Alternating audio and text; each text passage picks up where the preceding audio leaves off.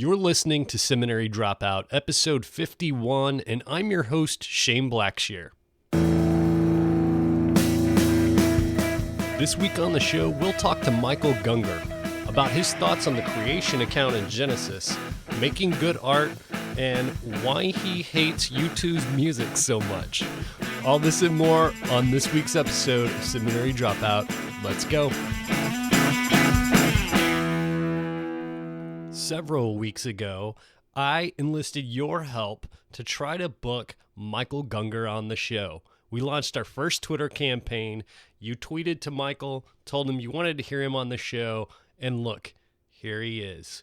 So I want to thank you all so much. Listen to the end of the show to catch up with our newest Twitter campaign so that we can get the next person on the show with the Twitter campaign. It'll be great.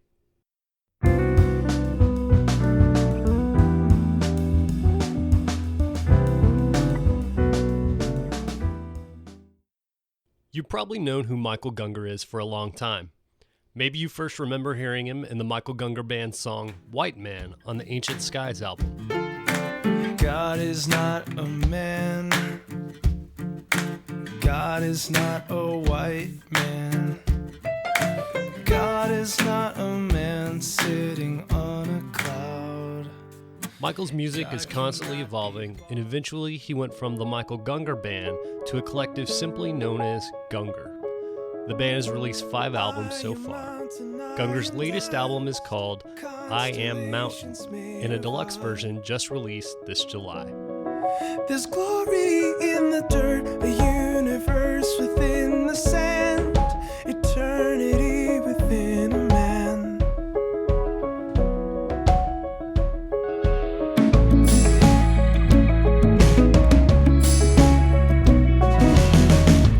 We are ocean, we are mist, brilliant fools who wound and kiss.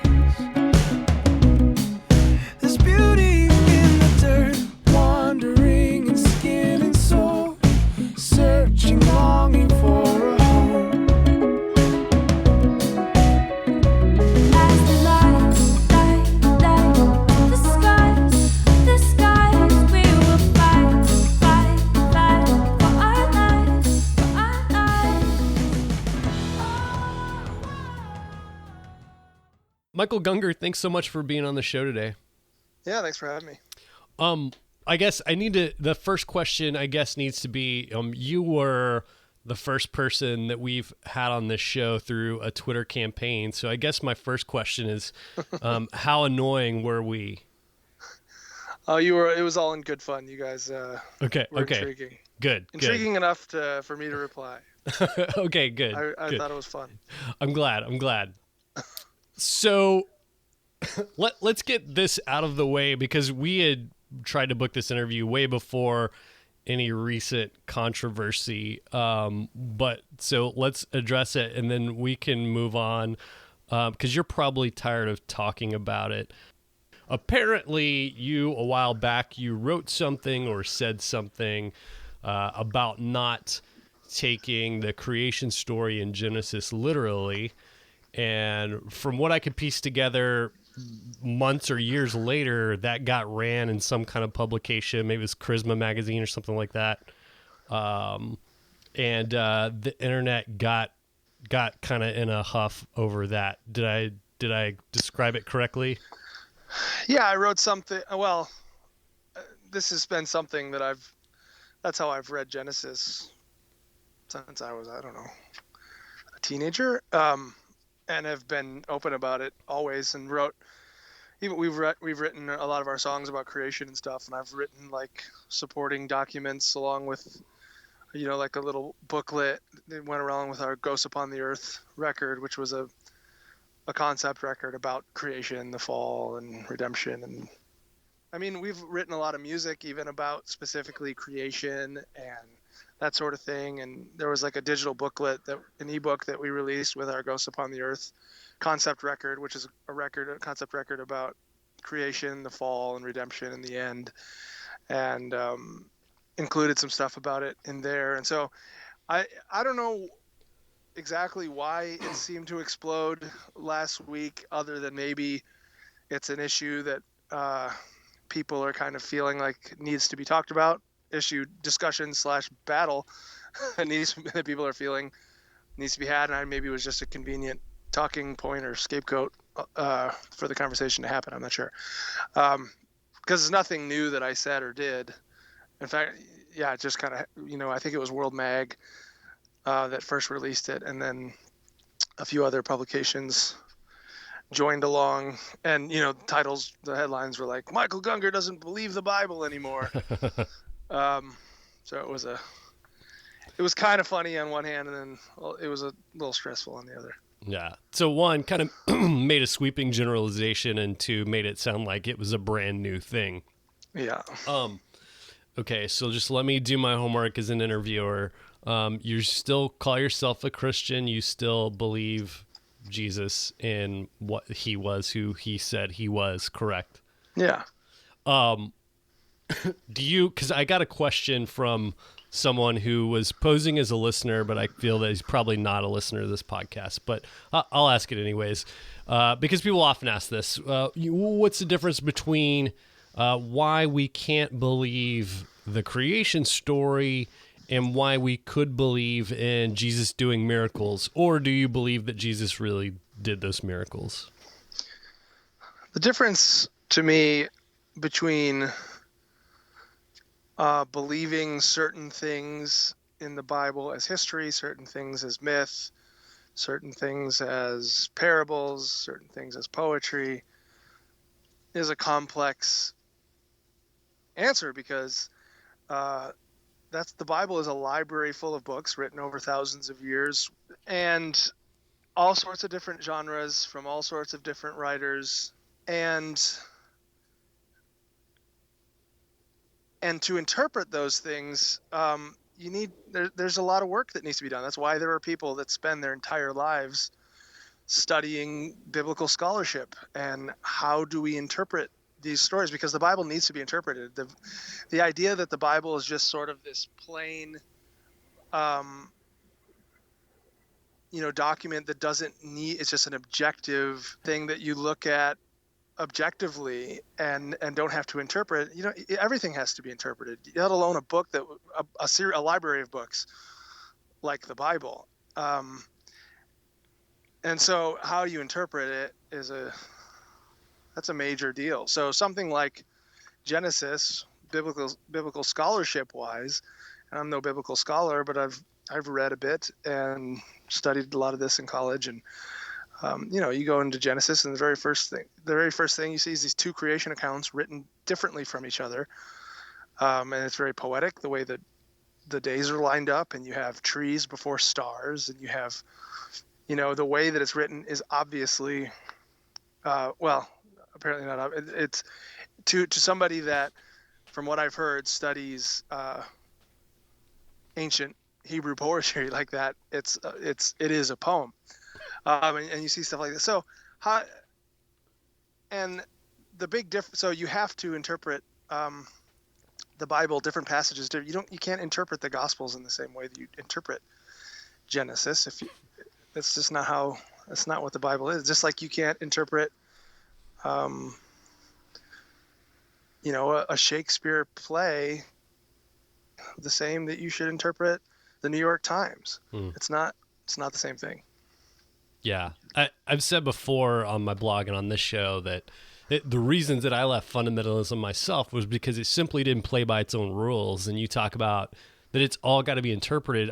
Even the most fundamentalist sects, I don't know any denomination or anything that still that greets their brother with a kiss. Mm-hmm. And that's very clear in the scripture, but for some reason we realize that we have to interpret that, but not the rest. The other thing is that to believe in the miracles that Jesus did, we don't have a preponderance of evidence against that happening. Yeah. I realize that the nature of a miracle is it goes against natural order. But we've got all of this evidence that the way Genesis happened was not the way it actually is. Yeah. And go ahead. Yeah. So if we had a videotape somehow of one of Jesus's, it was like time stamped Yeah, somehow yeah, with the sure. atomic clock. And you could see at this time when it says he healed the blind man, it really was he was talking to this blind guy, and the guy felt like spiritually enlightened. And that was and we could see that because you could see afterwards this guy remained blind. Right. Then yeah, you'd have to reinterpret those miracle stories if we had like that much evidence to say that was maybe that was just a metaphor. Right. But that's what we have with the fossil record. That's what we have when you look into the stars and you see the light coming. That's what we have from DNA and any number of scientific discoveries that say the world is not 6,000 years old. There's no way it is.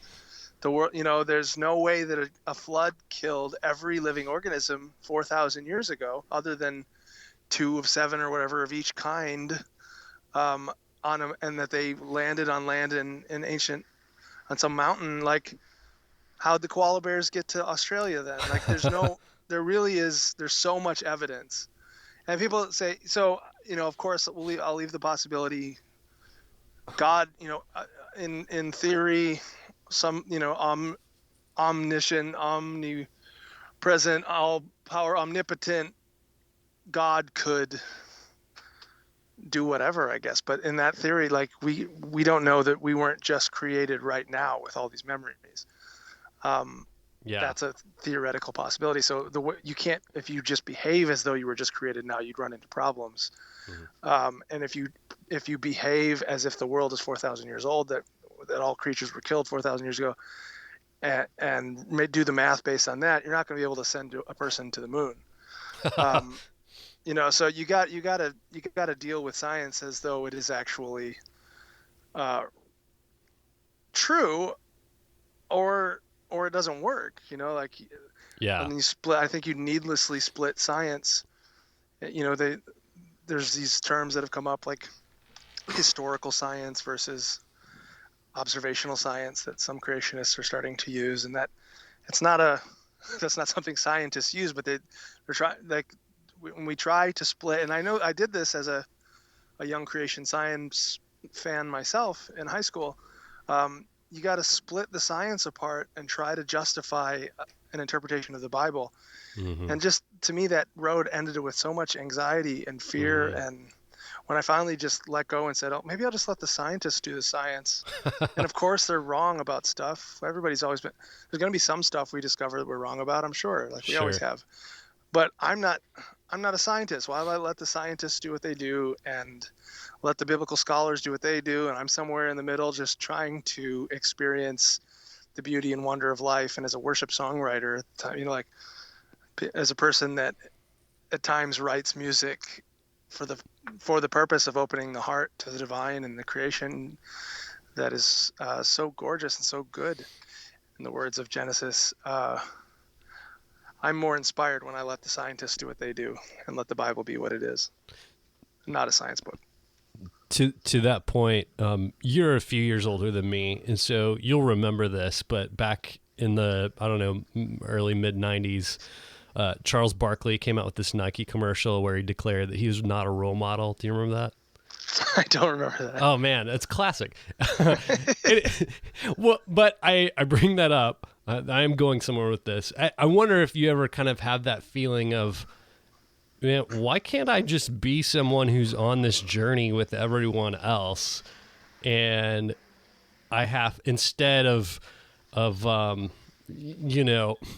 having dare to have opinions, and those opinions cause people to be led astray, so to speak. I mean, I would hope that people get to a point in their lives. That's a personal, I think that's a personal growth thing. You get to the point where you realize that all human beings, from Charles Barkley to the president and kings of everybody, is a human being. And so that's just a perspective issue for people. But I also get, on the other hand, that as a person that has chosen a career that is a fairly public one and hopes and asks that people consume our music and interact with it and interact with us, like come to our shows and be part of what, I get why why some people would be upset, I guess, from them thinking if they thought we were something else Mhm. and we're not. I get that, and I do, and I have, apologized for that, and do apologize if anybody's felt tricked at all or something, like they thought I was trying to, when we talked about creation, that we were trying to support creation science or that kind of thing, and then now they're super disappointed. I'm sorry for that. I have always tried to be clear and honest about why I write about that stuff and how I find it inspiring in a metaphorical, poetic way. And, but I get it, especially people that have experienced like spiritual connection with the music. They want to feel safe. They want to feel, to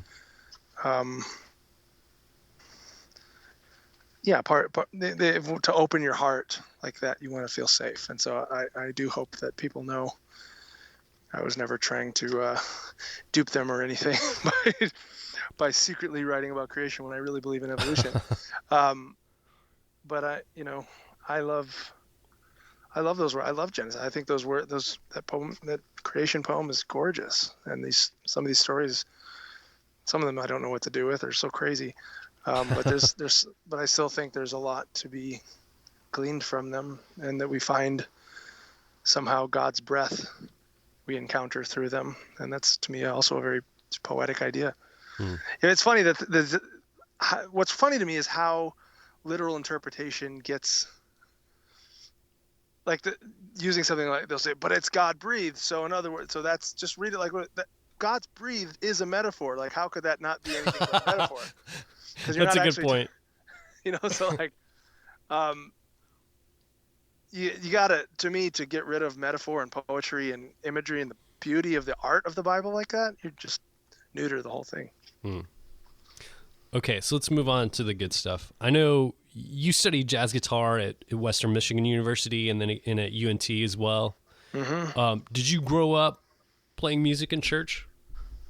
I did, yeah. That's how I learned how to play and sing, and how to learn how to be comfortable on a stage, and it was all at church for me. When did you have the idea, like, maybe this could be like a thing, like my livelihood? I mean, through high school, I kept like it was always in my mind, like, I love music so much, it would be cool to do it, but there's no security in music.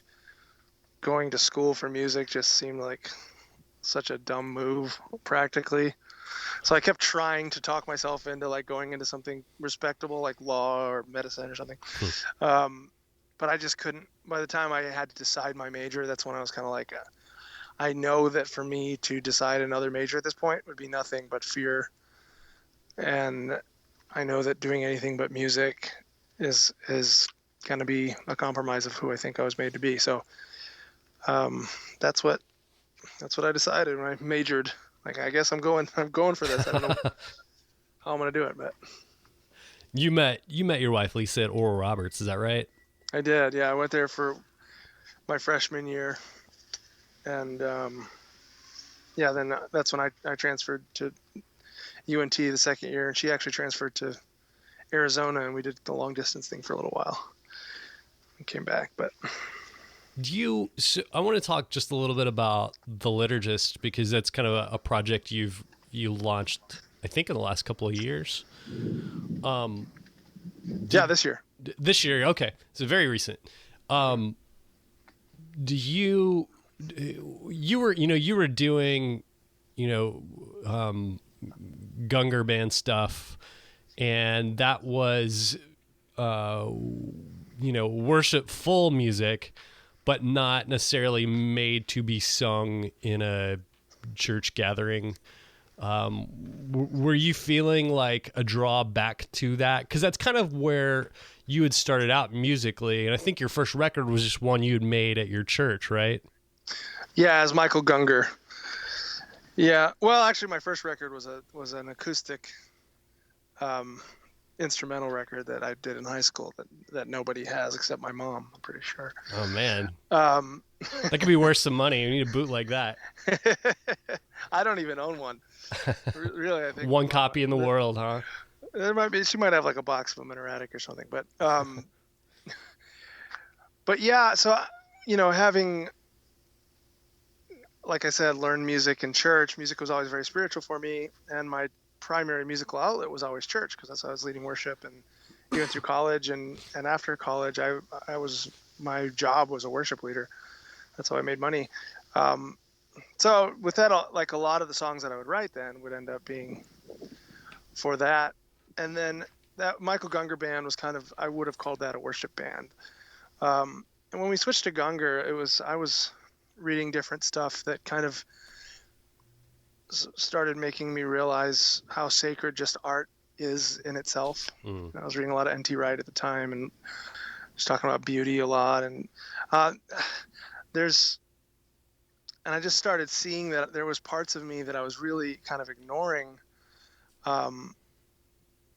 for the sake of trying to please, more than please. In my mind, I was trying to serve. I was trying to serve the church and serve. But what that ended up being is I would ignore my own artistic impulses to try to do something that was accessible for the people, because that's what a good worship leader does. You give music to the church that serves them well and that they can latch onto and sing. And but then when you start combining that with, like, I got that first CD from my church got signed to Integrity Music, and when you start trying to like deal with labels and they're trying to put things on radio and trying to get things sung in churches for CCLI money, and then the whole thing starts getting kind of weird. It can. So I started feeling kind of weird about some of the stuff, and then what was like, I'm just writing songs for my church, when it starts being like the church can sing this and there's like this nameless, faceless church attached, it just started feeling funny. Yeah. And so I kind of just took inventory of my life and like, what am I doing? And when we changed it to Gungor, it was kind of like, I'm going to take the aesthetic of the art more seriously and not try to reach, like, there were elements of my earlier stuff that I felt were still me, but it still was, there was a definite switch that kind of changed when we wanted to record beautiful things. And so we said, let's change it.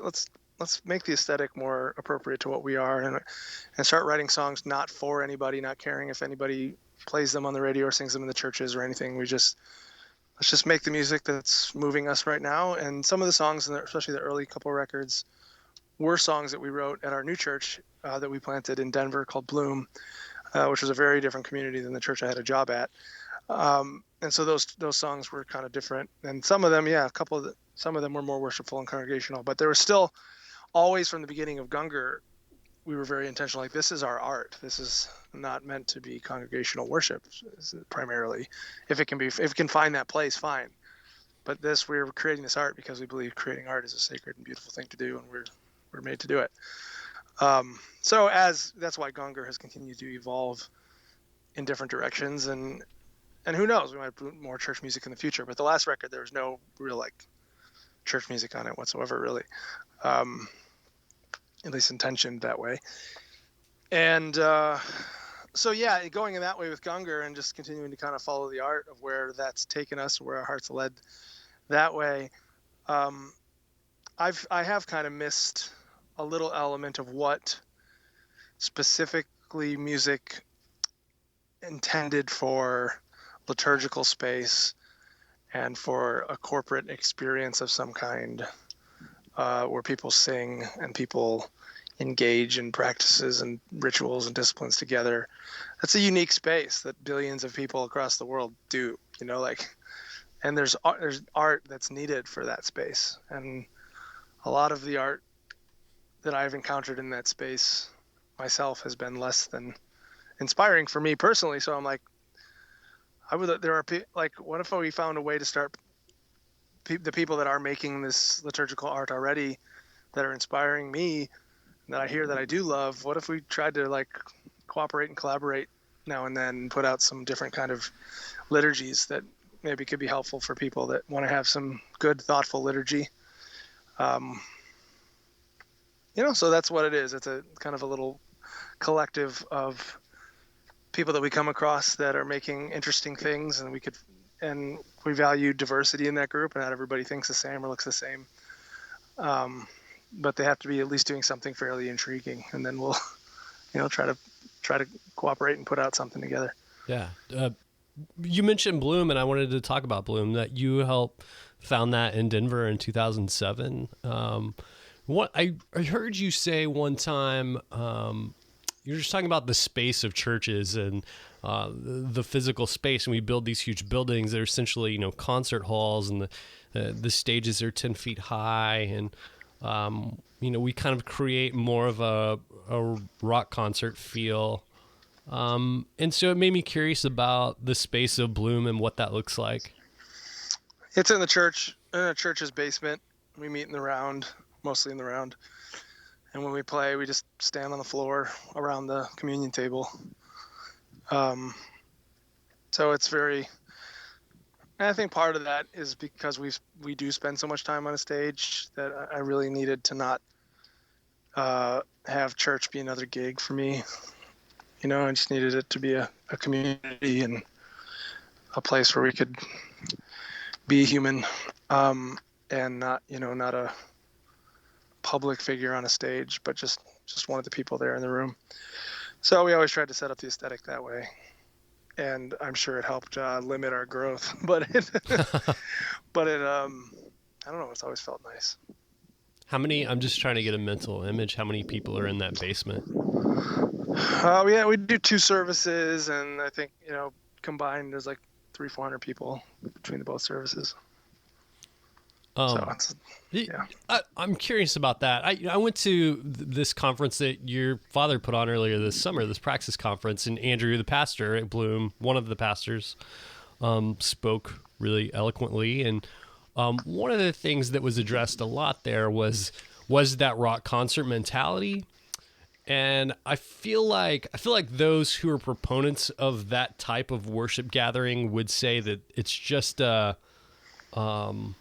it's a jar of clay essentially, and we could fill up with good things or bad things, and what's wrong with that if we have that rock concert atmosphere. I'm curious what you would say to that. I'd say I agree with that. I'm just not tremendous. Like, if it's a rock concert environment, it better be badass. It better be, it better, like, I don't want to go see a bad rock concert every Sunday.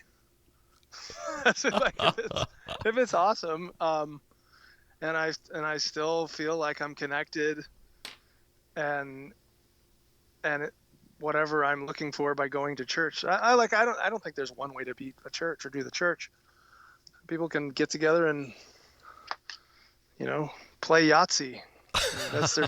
What do I care? I don't. So just for me, I just know the limitations of certain forms of liturgy are more inspiring to me than others for this point of my life, and I'm assuming that might not be the same 5 years from now, 10 years from now for me. But for me now, like, I'm not that interested in going to hear a band play at me and one guy tell me his thoughts about the Bible for an hour, and that's my church experience. That's not that inspiring to me anymore. So at Bloom, is there a lot of interaction between the people that are there? Is there space for that? We've tried to make space. It's coming from the background we did with the evangelical, I feel, I haven't been actively forming the liturgy of Bloom for a few years, so I would definitely be prone to de-emphasize some of the more kind of evangelical liturgical structures that we tend to just automatically assume because that's the background that we came from.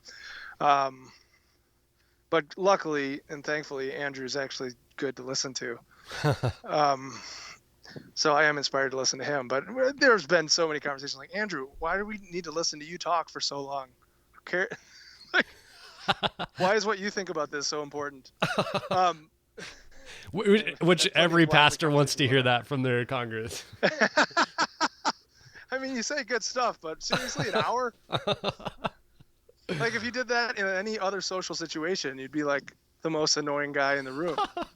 This guy. He just hasn't stopped talking for an hour. Jeez.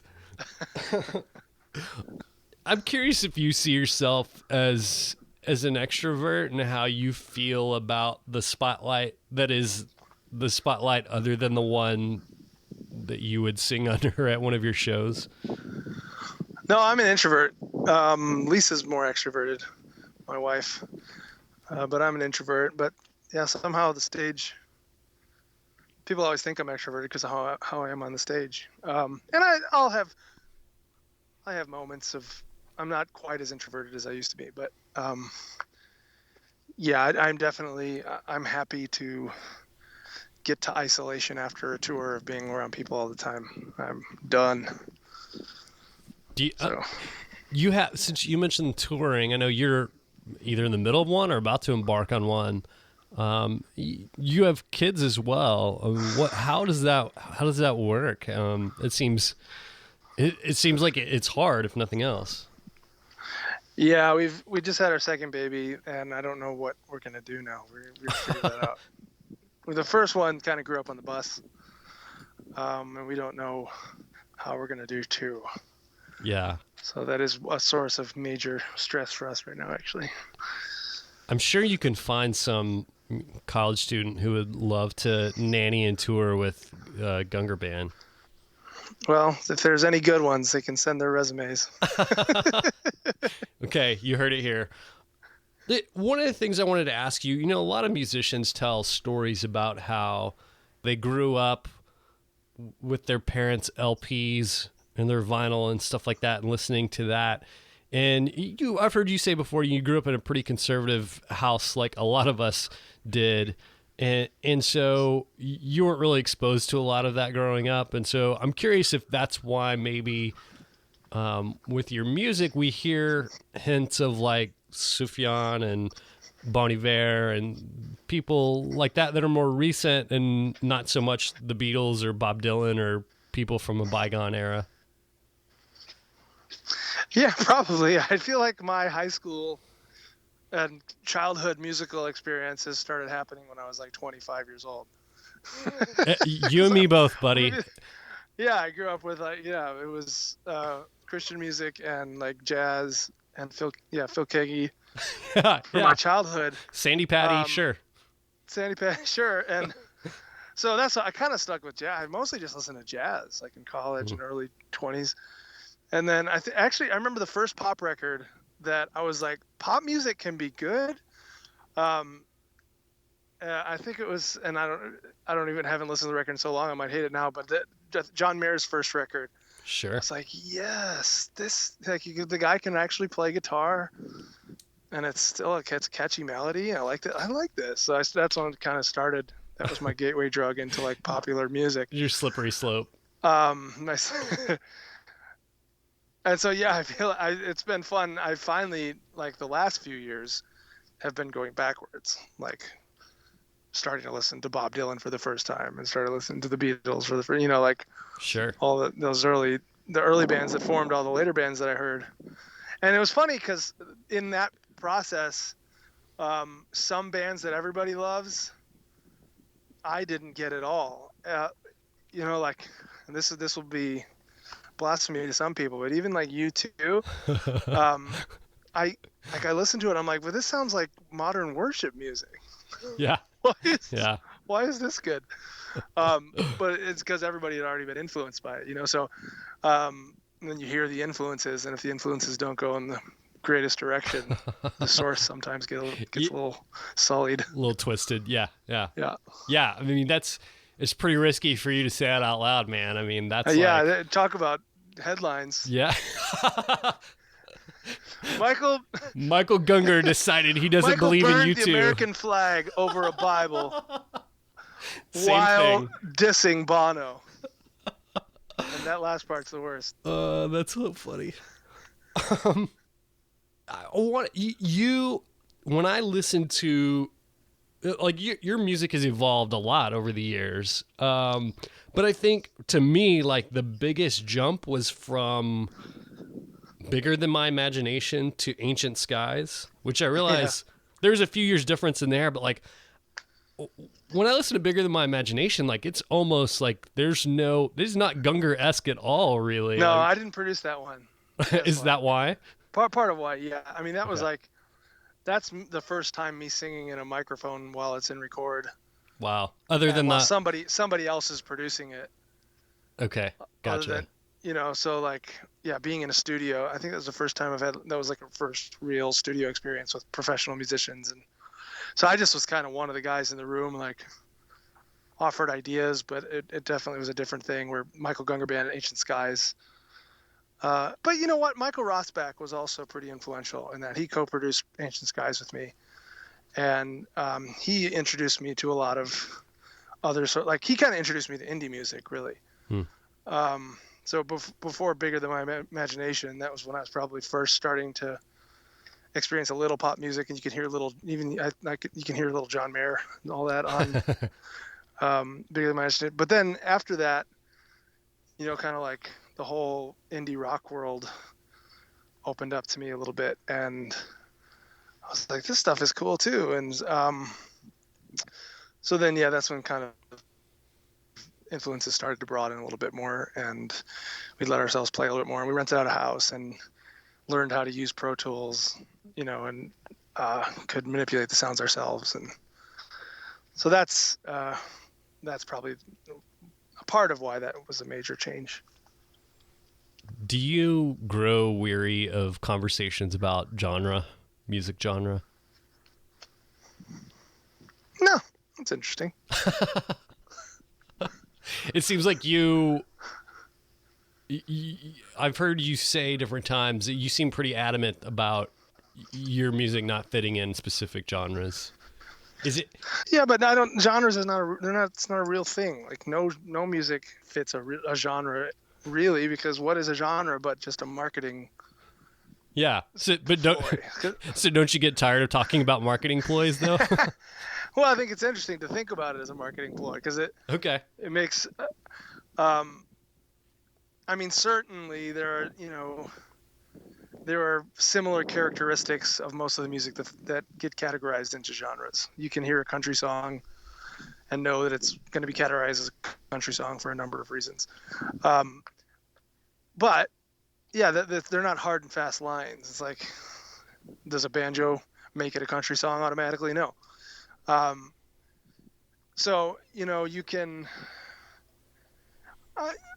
it's just interesting. It's an interesting thing to think about, not only the marketing of it, but also like how that plays into camps of people and how we need something from our own. And what does that mean? And like, and I think that's part of the reason people got so upset about this biblical creationism thing is, are you not one of our own? Yeah. We thought you were, even though this last record had it was just art and we hardly mentioned God. But they still wanted to put us into like the worship leader camp, a group that I can feel in with, a tribe. And so the whole genre thing gets very tribal for me, and economically driven. So I'm not, to me, to make music or make art to cater and to cut off its edges to just acquiesce to the expectations of a tribe is always going to kind of neuter the art. A good art will always push the tribe towards being broader, I think. And that's not something I've thought about. I just said that. I don't know if that's true or not. It's a good disclaimer. Do you mentioned and you've referred to your more recent albums as more artful. I'm curious about, to you personally, are they any less worshipful? No, they're still out of the same zone, like the same. Like we're in the middle of we've started another album, and I love this part of the process so much because it's like we're getting to experience. We're really working hard to make some art that makes us experience something, and to reflect the experiences that we're just having in real life. And so there's something just so. I don't know. I just saw this movie this week. What is it called? 100 Feet. Or do you know what I'm talking about? It's a Disney movie that's about their two restaurants across the street. No. Okay. Anyway, gorgeous. One of my favorite movies of the year. 100 something. I can't remember. 100 feet. So, but basically, it's the story of this. I won't give any spoilers, but this chef. And one of the early scenes in the movie, you see him as a kid.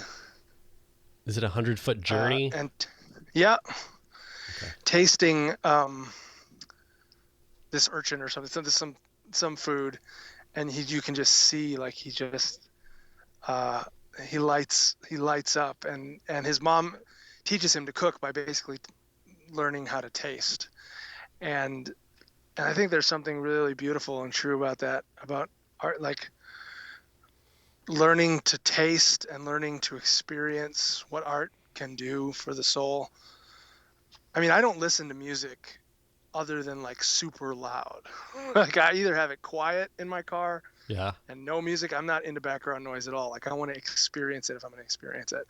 And I think that's something like to suck the marrow out of art is one of the most important thing I think an artist can learn to do, because you can only know that, you know, when you're making your art, you're just following your gut. And if your gut's not being moved tremendously in one direction or another,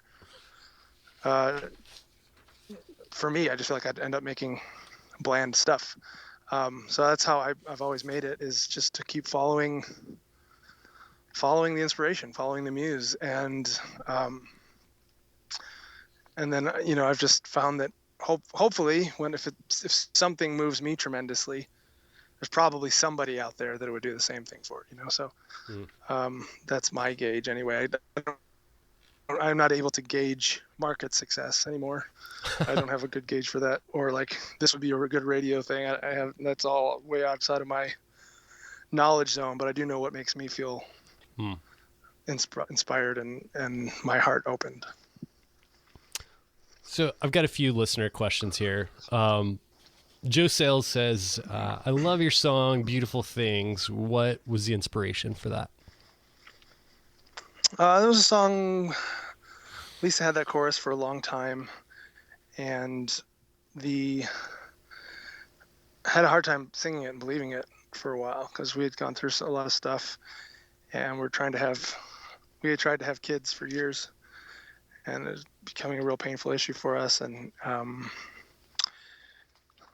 lots of stuff. And anyway, it was kind of Lisa wrestling with theodicy, and is God, how could there be a good God? Can God really be good?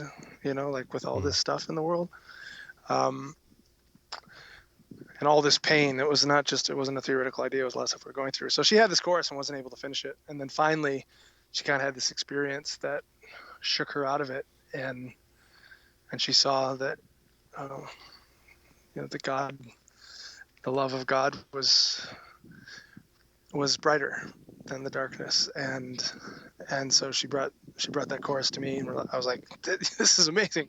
And so we wrote it together in an afternoon and sang it for our church, and they jumped right on it, and it was obvious that there was something special in it.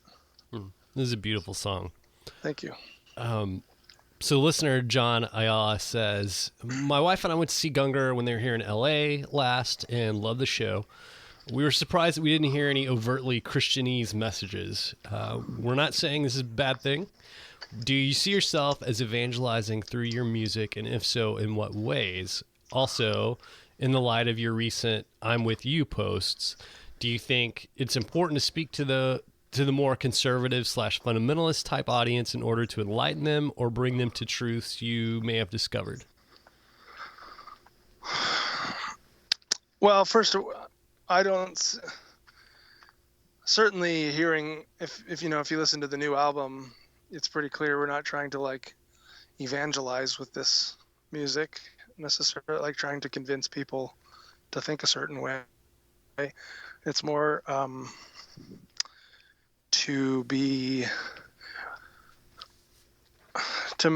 but then again, I think there's something that is, if you want to use use Christianese, the kingdom of God is advanced just in works beauty and art and things that bring peace and justice and love into the world. So yes, in that sense, I guess you could say we're trying to evangelize and spread some love and light and hope around, but we're not trying to get people to at least in this, with our music, we're not explicitly trying to get people to, it's not an altar call. But terms picked up a lot of baggage over the last however many years. But as far as speaking to fundamentalists and stuff, I don't know how much.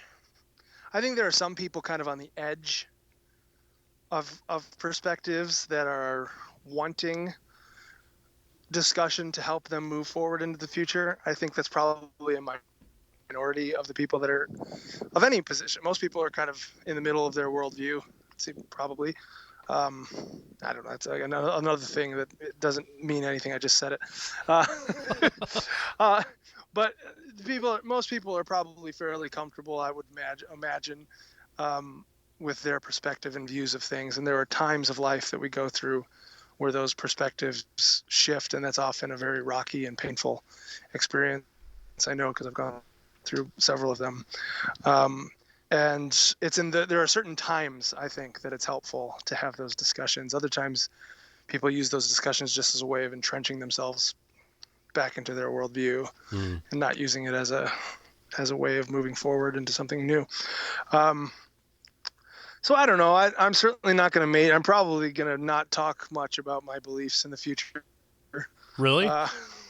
Because I don't know. That's what my manager Michael, told me to just do. shut up and sing, okay? Yeah, exactly. But who knows? I wrote a book. I'll probably end up writing another book. But yeah, I don't know. There's certain just forms of discussion that are healthy, but I don't think you can just talk. Somebody that's entrenched in their ways,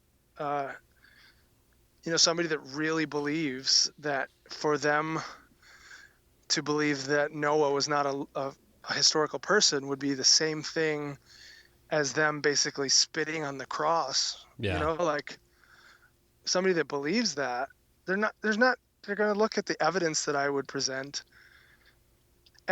not in the same way. It's not an objective way. It's as a threat to their lives, like their whole sense of safety and belonging and love and morality and a bit of some science and some fossil record stuff is not going to convince them to move towards something that in their hearts and minds would feel like abandoning everything they know to be good and beautiful and true.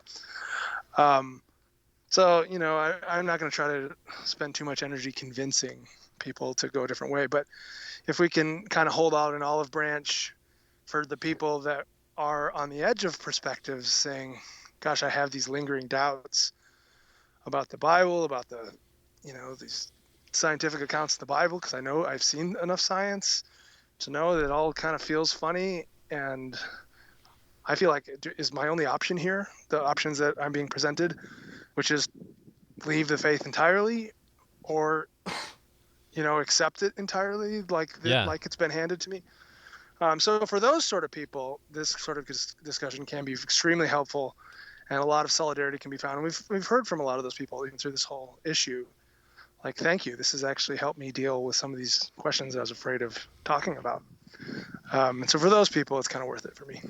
Yeah, sure. Well, and I can imagine those people like you, like your younger self in high school who's a young creationist. And for a lot of people, it's not going to add up at some point. And it's going to be nice to have kind of a blueprint of someone who's already walked through that. And they're going to remember, I remember Michael Gungor doesn't believe this and he seems to still love Jesus pretty passionately. So last question, this is by a listener, Kelly Foster. He says, in your music, I hear a lot of interesting work that breaks down the typical pop division between voice and instruments. Voice melodies are followed in unison or harmony by the guitar or piano. Vocal lines have effects and are often reserved for instruments, usually guitar. vocals are sometimes even used percussively / rhythmically. Is this something you set out to do? And if so, what led you in this direction?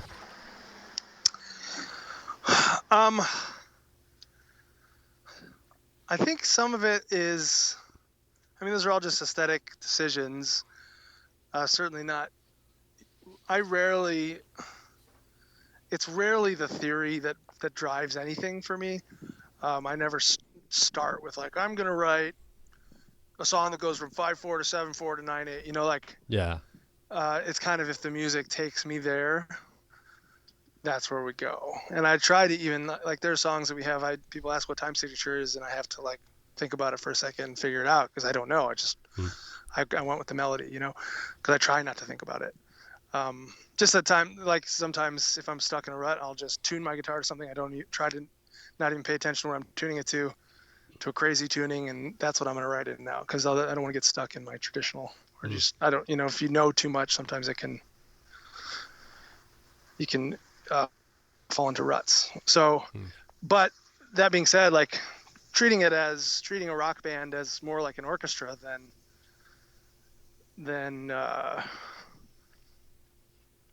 you know, like, we've never handed out a chart. It's not like, okay, this song goes G, C, E minor, D. That's not like, that's not very interesting musically to me. So the chords might end up being that, but it's certainly like, how could the bass make that chord progression an interesting one in this context?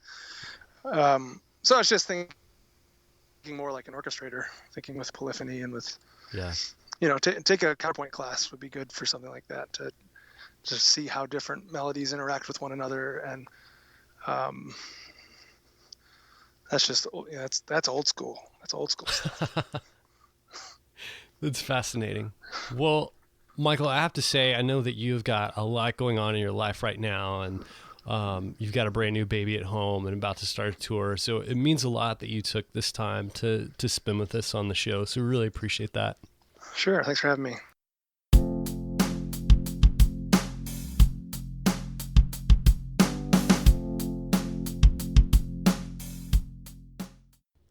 Hey, everyone. Wasn't it cool how we all banded together and got Michael Gungor on this show?